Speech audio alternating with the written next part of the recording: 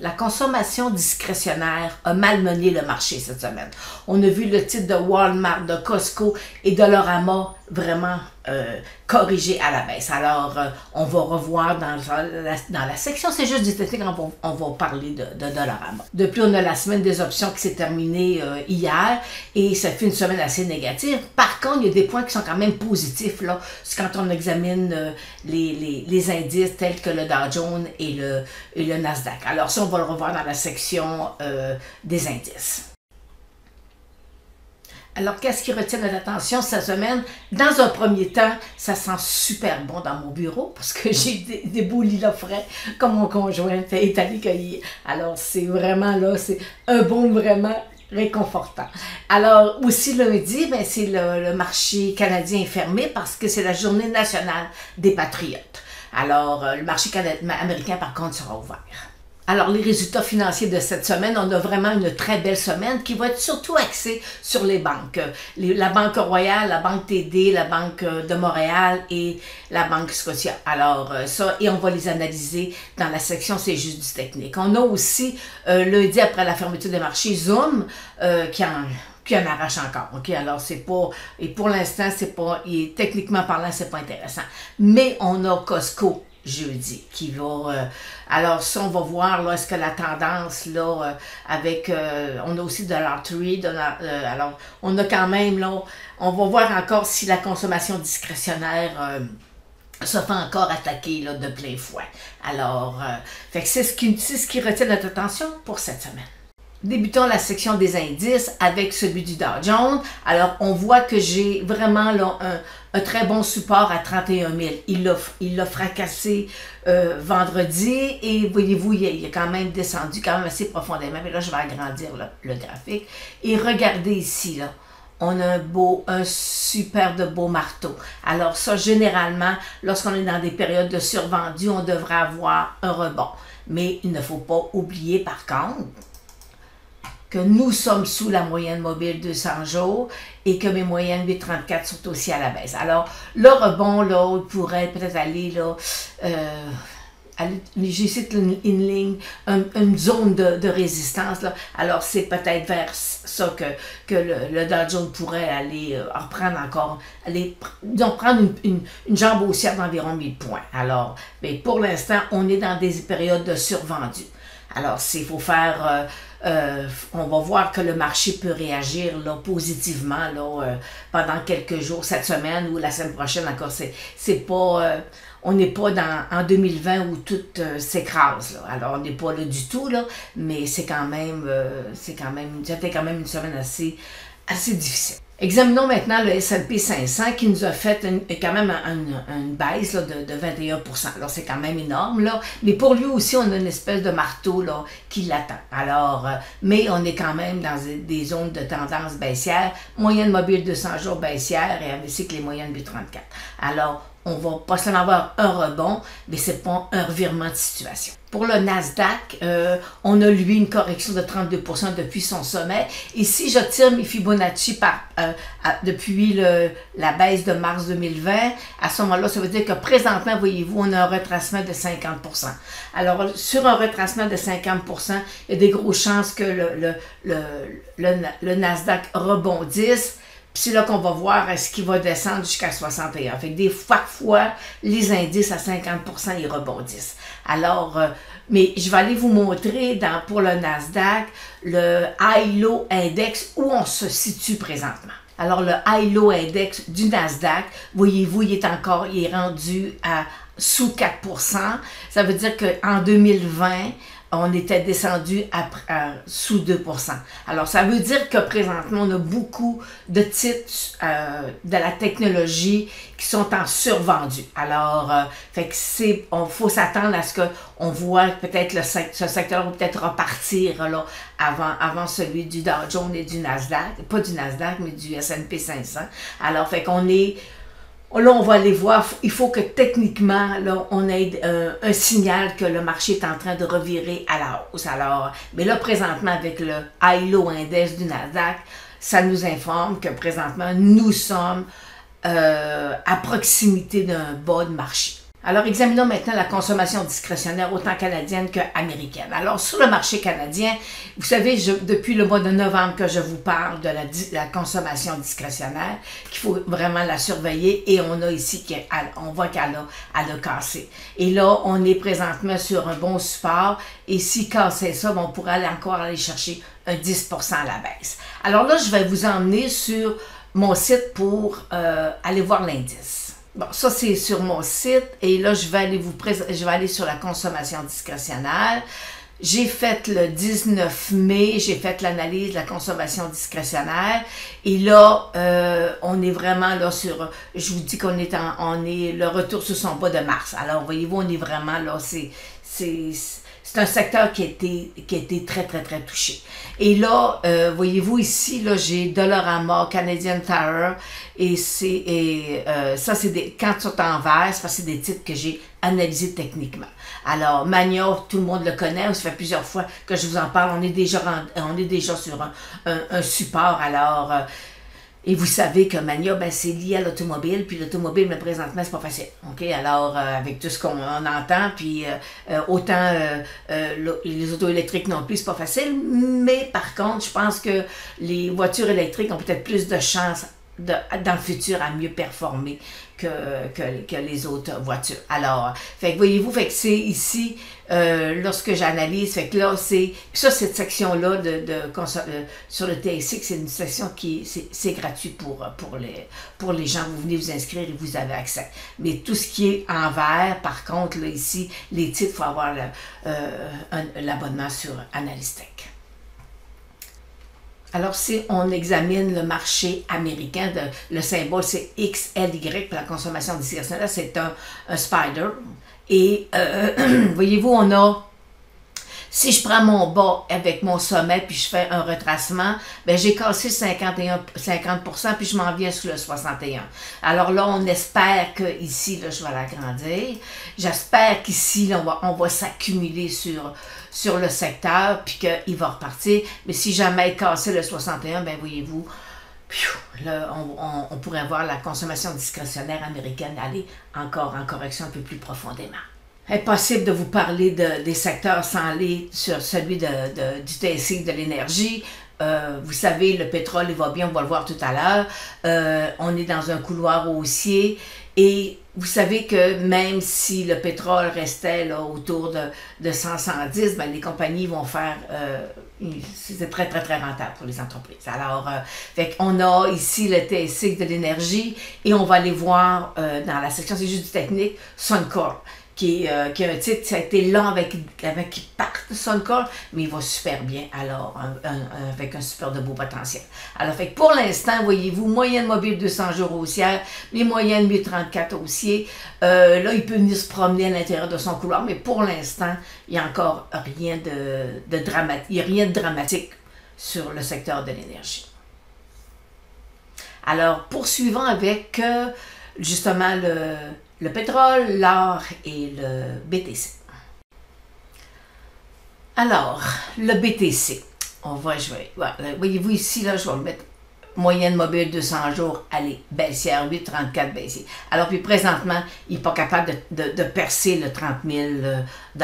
Alors, est-ce qu'il va continuer, ce qu'il va nous faire, il va nous dessiner un couloir baissier. Pour l'instant, on ne le sait pas, mais est-ce que c'est le temps de rentrer dans le BTC techniquement? Selon moi, non. L'or, et voyez-vous que je ne l'aime pas tellement, je ne suis pas tellement contente de lui. Alors, parce qu'il est sous sa moyenne mobile 200 jours, là, il rebondit, et là, il faut vraiment qu'il revienne, parce qu'il n'est pas capable de percer, ça veut dire qu'à ce moment-là, on va, le 1700 l'attend là, sur l'once. Alors, mais, je vais vous dire que présentement, j'ai dans mon scan de marché que je fais, je vois arriver là, plein de petits titres au niveau des ressources. Alors, fait que je vous en parlerai un peu plus la semaine prochaine. Là. Il y a quelque chose qui se dessine présentement au niveau des ressources. Alors, fait que c'est quand même positif là, pour certains secteurs. Pour ce qui est du pétrole, bon ben, écoutez, il n'y a rien à dire, il se promène entre 110 et 115. Moi, ce que je veux, là, c'est qu'ils viennent me faire un nouveau sommet et qu'ils viennent retester là, le 120. on a une moyenne mobile 200 jours qui est haussière, alors il n'y a pas de problème. Là. Puis mon indicateur secret me dit que ça regarde positivement. Bon, ça c'est une chose. Mais vous savez que même si le pétrole reste à 110 le baril, les compagnies pétrolières ils vont quand même faire de bons bénéfices. Alors, il n'y a pas de danger. En tout cas, je ne pense pas qu'il y ait de danger, là, techniquement parlant, là, sur les titres, parce qu'ils sont quand même assez forts. Mais là, et je vais vous dire que sur les titres pétroliers, je vois un phénomène avec la technique point and figure, vous savez que j'adore cette technique-là. Je vois un phénomène que j'ai, moi, rarement vu. Depuis que je fais la technique point and figure depuis 25 ans, et le secteur présentement des titres pétroliers sont dans ce mouvement-là, et je vous dis que c'est quand même surprenant. Ça veut dire que moi, techniquement, je vois qu'il y a encore énormément de potentiel à la hausse sur les titres pétroliers. Alors, liés au pétrole. Alors, mais là, c'est ça. Mais sont frileux, sont fragiles. Il y a des prises de profit qui se prennent, puis les titres sont en accumulation, ils ont de la misère des fois à percer, fait que mais c'est je vous le dis, c'est un phénomène que j'ai rarement vu avec la technique point and figure. Alors, on va poursuivre avec C'est juste du technique. Alors, c'est juste du technique, débutant avec le titre de Suncor. Très beau titre dans l'indice du TSX Énergie. On voit que présentement, là, je vais le rapetisser un peu pour qu'on le voit bien comme il faut, que je vais aller mettre mon symbole là. OK. Alors, voyez-vous, je suis toujours haussière sur le titre de Suncor. Moyenne mobile 200 jours qui monte. Puis là, voyez-vous, j'ai des supports et des résistances là. Et le secteur est tellement fort, on se dit, est-ce qu'il peut venir traverser son sommet de 2018? Moi, je pense que oui, techniquement parlant. Est-ce qu'il peut se rapprocher à son sommet de 2008? Il y aurait peut-être des possibilités. Si le pétrole reste à ces niveaux-là, c'est des entreprises qui sont rentables. Alors, mais c'est le secteur, ok, le secteur du pétrole. Puis comme je dis souvent, il fallait ça va faire presque 2 ans qu'on est dans le secteur du pétrole. Là. Alors, il y a des titres qui ont super bien fait, il y a des small caps là, qui ont fait 500-800%.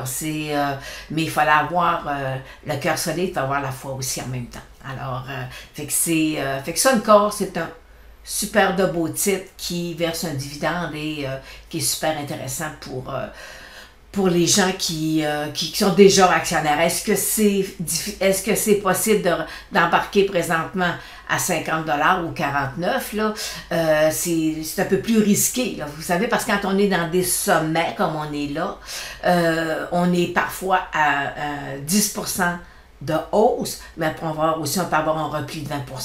Alors, c'est toujours plus risqué d'acheter des hauts de marché comme on voit présentement là, techniquement avec le titre de Suncor. Alors maintenant, allons voir les banques. Alors, il y a 4 banques qui, cette semaine, vont déposer leurs résultats et débutons par la banque TD. Je suis techniquement parlant, avec la technique point and figure, baissière sur le titre. C'est les quatre banques versent un dividende. Et je voudrais juste vous faire une petite parenthèse, c'est qu'on voit parler présentement là, dans le marché, il faut faire attention, les titres de croissance, il faut sortir des titres de croissance et aller dans les titres de valeur. C'est deux stratégies différentes, ok? Des titres de croissance, les titres de valeur, t'es dans des compagnies de valeur et tu restes dans les titres de valeur. Et c'est quand les titres de croissance performent bien, les titres de valeur généralement ont une performance moindre. Mais tu peux pas dire moi je sors des titres de croissance puis je m'en vais dans des titres de valeur parce que présentement les titres de valeur ça inclut aussi les banques. Et les banques, il y a une règle mathématique quand investir dans une banque en fonction de son dividende qu'elle verse. Je ne rentrerai pas dans le détail, là, mais alors présentement, il faut faire attention parce que les banques, il y a pas seulement des replis qui s'annonce et c'est pas parce qu'il verse un dividende de 4%, mais si tu vas chercher une baisse de 15%, c'est pas rentable du tout. OK? Et puis tu vas l'avoir longtemps, ton moins 15, puis il va devenir moins 8, moins 10. C'est pas quelque chose qui va se faire, là, qui va corriger immédiatement. Alors, fait qu'il y a une règle mathématique au niveau du dividende lorsqu'on travaille avec les banques pour le type de valeur c'est un type de valeur qu'on veut, là. Alors, c'est les banques. Alors, fait que techniquement parlant, moi, sur la banque TD, je suis plutôt baissière. Et voyez-vous ici, là, il se promène depuis presque 2 mois sur sa moyenne mobile 200 jours. Alors, fait que c'est, là, il pourrait peut-être venir retester là, sa ligne de tendance ici. Mais aussitôt qu'il va y avoir une correction de marché, la banque devrait se replier.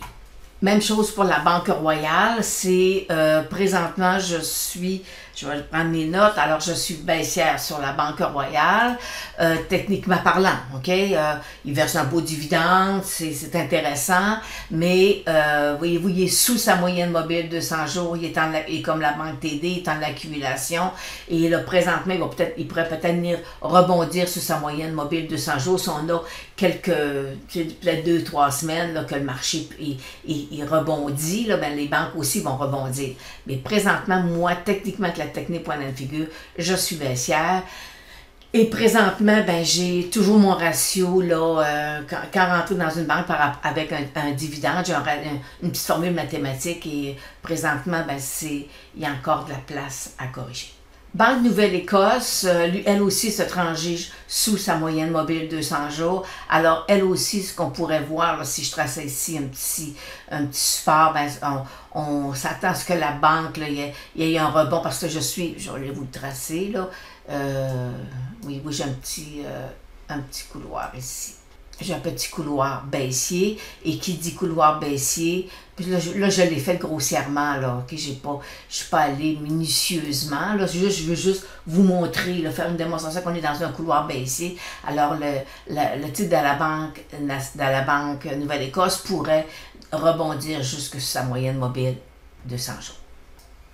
Pour la Banque de Montréal, cette banque-là aussi est présentement sur un support. Alors, on va le voir ici. Il est en train de se faire évoluer. Lui est dans un petit couloir latéral. Alors, il devrait aller toucher là, sa moyenne mobile de 200 jours. Et c'est là qu'on va voir est-ce qu'il va la percer.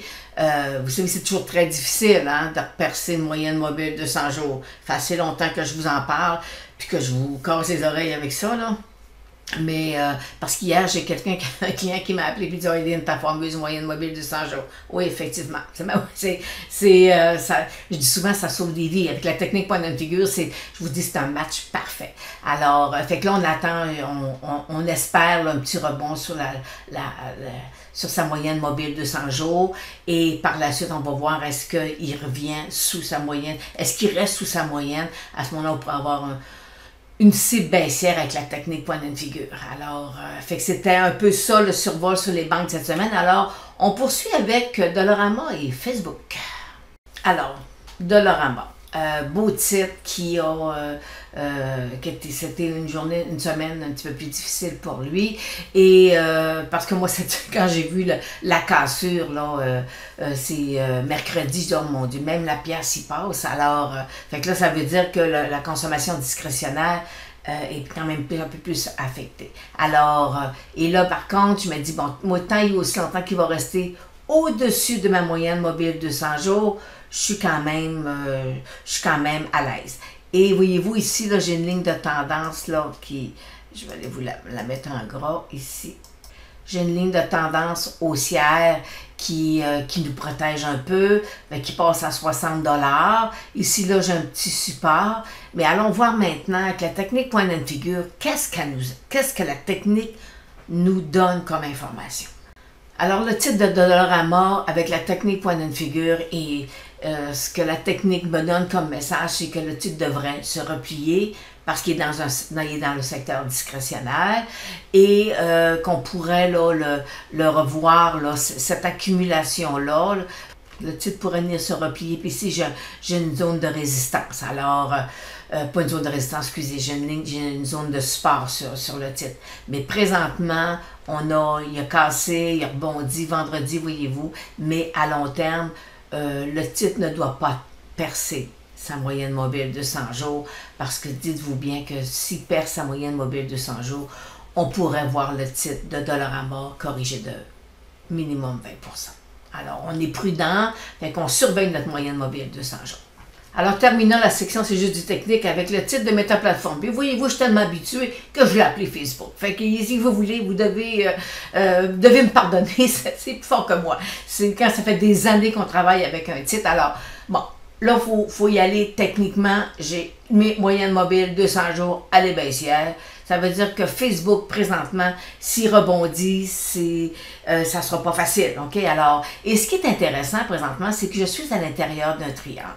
Alors, est-ce que mon triangle, est-ce que je vais avoir assez de volume pour que le titre perce à la hausse? Parce que voyez-vous, c'était les options vendredi, puis Meta-Plateforme, il y a juste c'est du volume moyen qu'il y avait sur le titre, là. Alors, c'est pas gagné, là.